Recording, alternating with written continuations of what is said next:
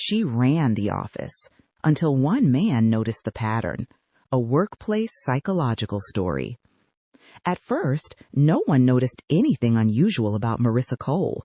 She was, by all visible measures, exactly what the company had needed when she was hired: efficient, polished, composed.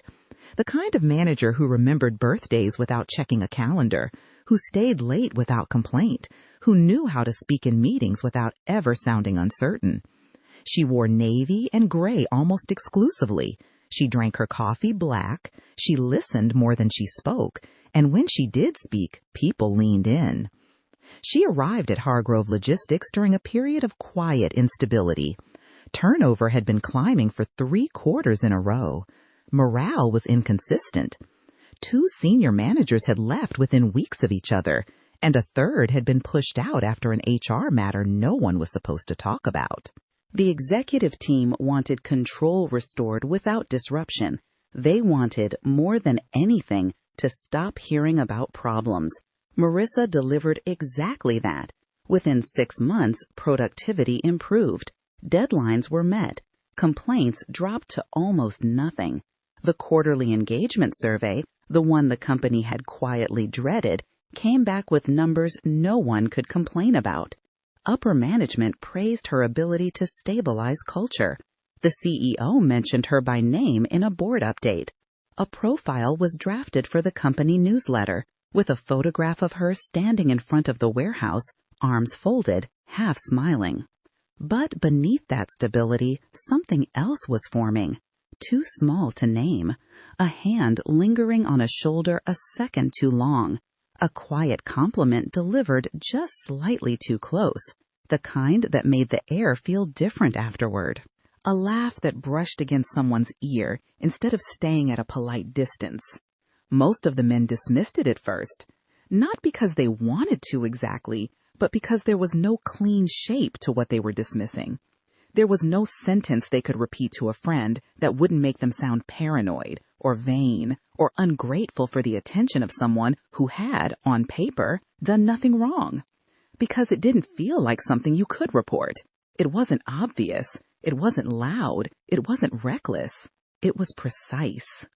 Marissa never crossed a line in a way that could be easily defined. She hovered at the edge of it, always. She had a sense for exactly where the line lived in any given person, and she stopped a hair short of it every single time, with the patience of someone who knew that the line itself would eventually move. She didn't treat all employees the same. That was the first thing Daniel Reyes noticed. Daniel had been with Hargrove for 4 years, steady, dependable, invisible in the way good employees often are. He worked in operations, 2 layers down from Marissa. He was the kind of person who fixed problems without being asked and then forgot to mention he had fixed them. He watched patterns. He didn't speak much, but he observed everything. Who took which break, who avoided which hallway, who stopped laughing when a particular person walked by. Marissa had a way of identifying certain men. Not the loudest ones, not the most confident ones. The ones who needed something, a promotion, a schedule change, a second chance after a mistake, a reference for an apartment application, a quiet word with HR after a missed drug test. The ones whose lives had a thin margin in them, single fathers behind on child support, recent immigrants on visas tied to their employment, young men sending money home, men 1 paycheck away from something falling apart. She found them. She had a kind of sonar for it. A man would mention, almost in passing, that his lease was up in 2 months, and within the week she would know it, remember it, and bring it up again at exactly the moment it would mean something. And once she identified someone, she never approached them directly, not at first. Instead, she built proximity, frequent check-ins, private feedback sessions, late-day conversations when the office thinned out and voices carried differently in the quiet. She made herself a presence, not overwhelming, just unavoidable. Every interaction followed a structure. At the time, it felt random to the men inside it, but it wasn't. Daniel, watching from the outside, eventually realized it was almost choreographed. First, she created comfort. "You're doing really well," she would say, her tone warm, reassuring. "I've been noticing your effort. Most people in your position don't put in what you put in." Then she introduced dependency. "I think you could move up here. There's a slot opening in the spring. I just need to know I can trust you." Then she introduced isolation. "Let's talk somewhere more private. My office gets too much traffic. There's a small conference room on 3 that nobody books." And that's where things shifted.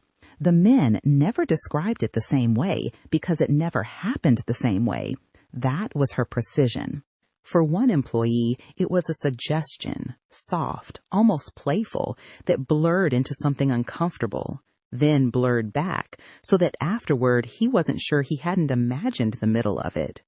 For another, it was a subtle implication tied to job security, the kind that left a bad taste without leaving a sentence he could quote. For another, it was silence, a long pause across a desk, eye contact held a beat too long, until he was the one forced to fill the room with whatever came out of his mouth first. Marissa never said anything explicit. She didn't have to. She created situations where saying no felt like risk, and saying yes felt like survival. Distance, professionalism, nothing that could be pointed to. The men would return to their roles, unsure of what had just happened, unsure of what it meant.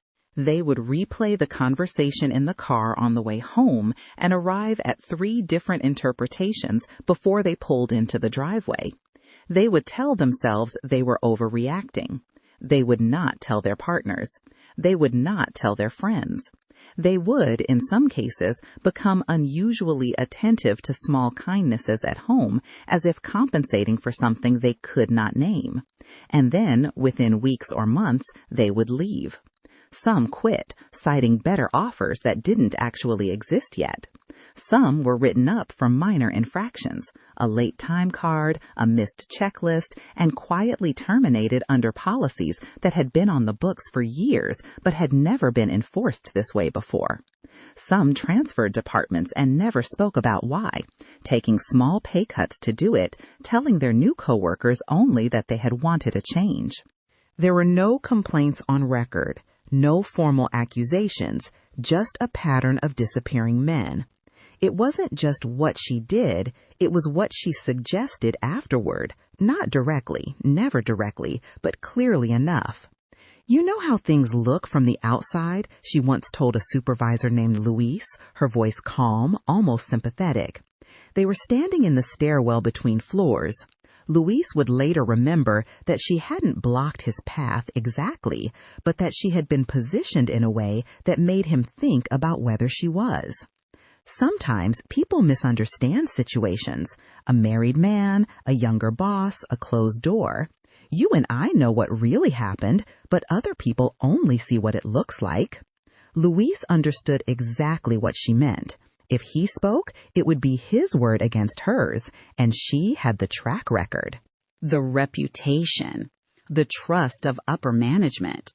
A framed certificate in her office that read Manager of the Year, signed by the COO. He had nothing. A wife who already worried about his hours, a daughter starting kindergarten, and a name on a lease that he could not afford alone. He transferred to the night shift 2 weeks later. He never told anyone why. For years, Marissa operated untouched. HR saw no complaints. Executives saw improved numbers. Exit interviews revealed nothing substantial, just vague comments about better opportunities or personal reasons. Half the men didn't even bother with exit interviews because they had learned by then that the company would interpret any complication as a reason not to call them back for a reference. The system protected her, not intentionally, but effectively. Because everything she did existed in gray areas, and gray areas are where accountability disappears. Hargrove's harassment policy had been written by a law firm in 2014. It defined harassment as conduct that was severe or pervasive, unwelcome, and based on a protected class. Every word in that definition was a door Marissa had learned to walk around. Severe? Nothing she did on its own was severe. Pervasive? Each individual man experienced it only briefly before being moved out of her orbit. Unwelcome? She had structured every interaction so that the burden of objection fell on someone with too much to lose. Based on a protected class? She was a woman in a male-dominated industry. The assumption ran quietly in her favor. She knew the policy. She had helped revise the training module. That was the difference. He stayed, and he watched. At first, he didn't understand what he was seeing, just fragments, patterns without context. A coworker who suddenly stopped joining the lunch group, a name that came up in one all hands and never again, a schedule change that made no operational sense. But over time, the pattern sharpened. The same types of employees, the same progression of attention, the same quiet exits. He started writing things down, not on a company device. He wasn't naive. He bought a small notebook at a drugstore on his way home one evening and kept it in the glove compartment of his car. Dates, interactions, who was called into private meetings, who avoided eye contact afterward, who stopped speaking in team discussions, who started flinching almost imperceptibly when her voice came over the floor. He didn't know what he was building, only that something wasn't right, and that the not rightness had a shape, and that the shape kept repeating. He approached one of the men who had transferred departments, a man named Kevin, who had moved from procurement to a warehouse role 2 states away. They met outside the office at a small cafe where conversations felt less dangerous on a Saturday afternoon when no one from work was likely to walk in. Daniel spoke carefully. "I've noticed something," he said, "and I think you have too." Kevin didn't respond at first. He stared at his coffee, his hands tight around the cup. The cup was paper. His knuckles were white anyway. Then he shook his head. "You don't want to get involved in this. Whatever you think you're doing, it's not going to end the way you want it to." Daniel spoke carefully. "I've noticed something," he said, "and I think you have too." Kevin didn't respond at first. He stared at his coffee, his hands tight around the cup. The cup was paper. His knuckles were white anyway. Then he shook his head. "You don't want to get involved in this.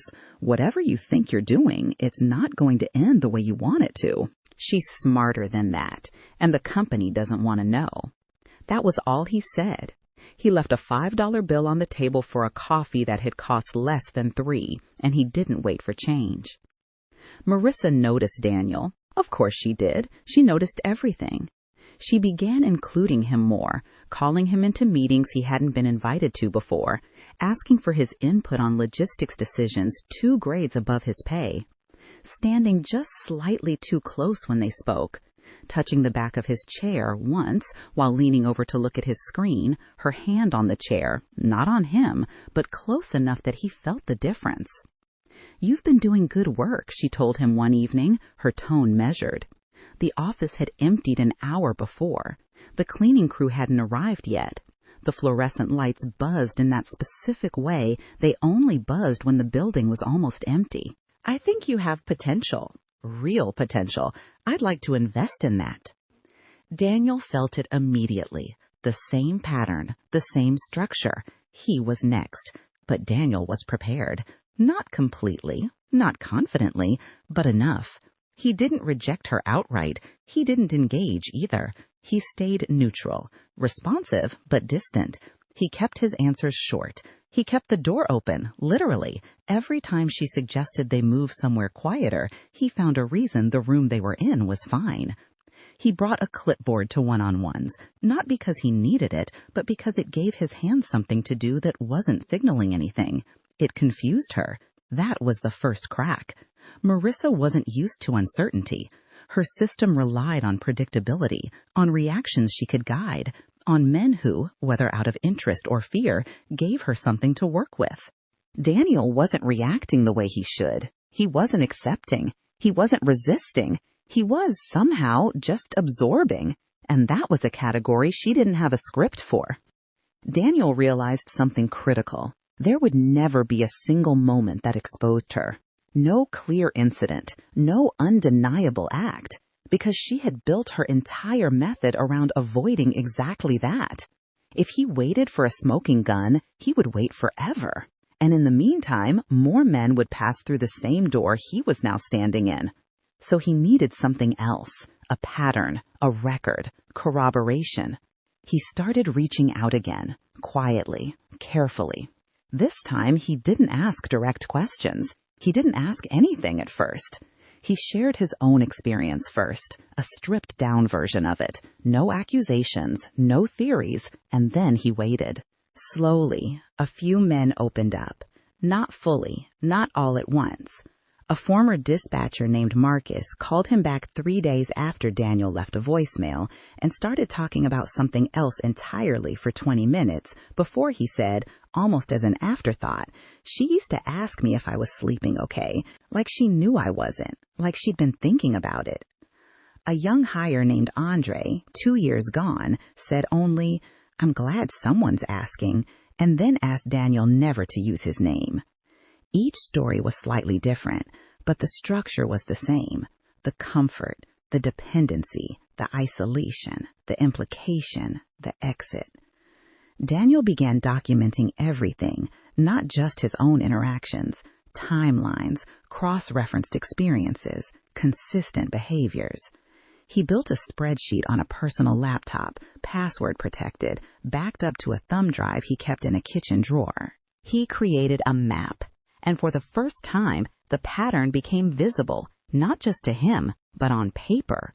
Still, it wasn't enough, because it was all testimony, no proof, no hard evidence. And Marissa knew how to operate without leaving any. The breakthrough came unexpectedly, a new employee, 23 years old, fresh out of a community college supply chain program. His name was Eli. He had been hired into a coordinator role 2 weeks before Daniel met him in the break room and noticed, with a feeling that landed somewhere between dread and recognition, that Marissa had already started checking in on him. Eli was unaware, unconditioned by fear. He had not yet learned to flinch. Marissa approached him the same way she had approached the others. The compliments, the lingering proximity, the mention of a promotion path that didn't exist on any org chart. The suggestion of a private conversation, somewhere quieter, somewhere they could really talk. But this time, Daniel was ready. He had already warned Eli, carefully, without making accusations. They had spoken in the parking lot, beside Eli's car, on a Tuesday after work. Daniel didn't use Marissa's name. He didn't describe specifics. He just said, "If anyone in management asks you to meet somewhere private, anywhere that's not a normal meeting space, document it. The time, the place, what was said. I'm not going to tell you more than that. Just be aware of how things work here." Eli listened. He didn't fully understand. He nodded, the way young men nod at advice from older men they respect but haven't yet decided to trust. And when the moment came, he did something none of the others had done. He recorded the interaction, not because he fully understood, but because he felt something was off, and because Daniel's words had given him a frame for the feeling, and because he had grown up with a phone in his hand, and recording was, to him, a reflex more than a decision. He didn't even think about whether it was legal, and that instinct changed everything. The recording wasn't explicit. It didn't need to be. What it captured was tone, implication, the specific cadence of a sentence that begins with career advice and ends somewhere it shouldn't. The pause after a question that wasn't really a question. The shift in volume when she leaned closer.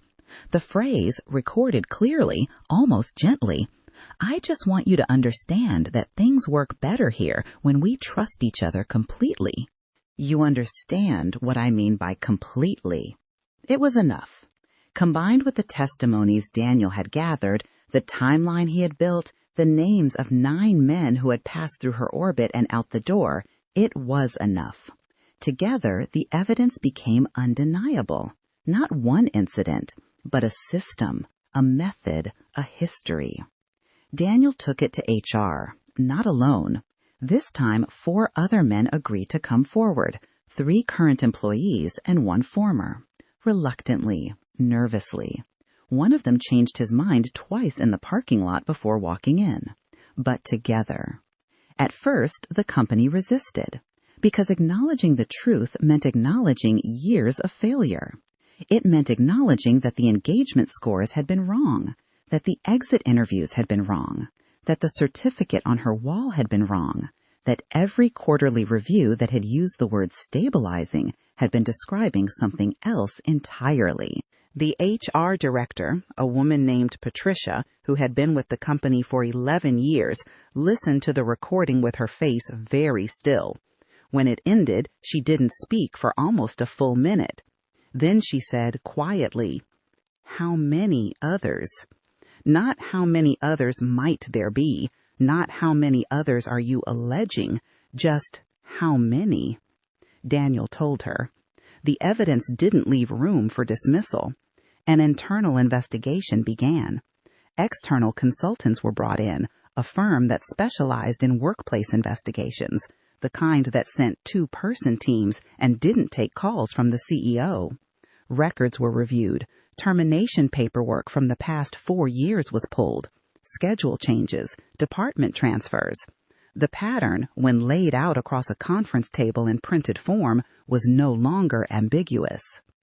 It was almost embarrassingly clear, the way certain things are once someone finally says them out loud. Patterns confirmed. Marissa Cole, the model manager, the stabilizing force, the trusted leader, was exposed.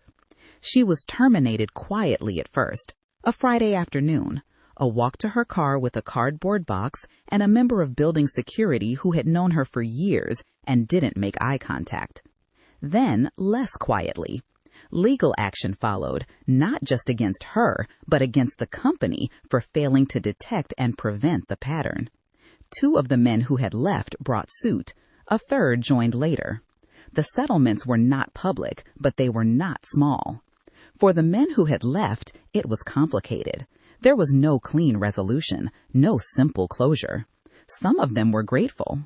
Some of them were angry, at her, at the company, at themselves for not having spoken sooner, at Daniel for forcing them to revisit something they had spent years trying to file away.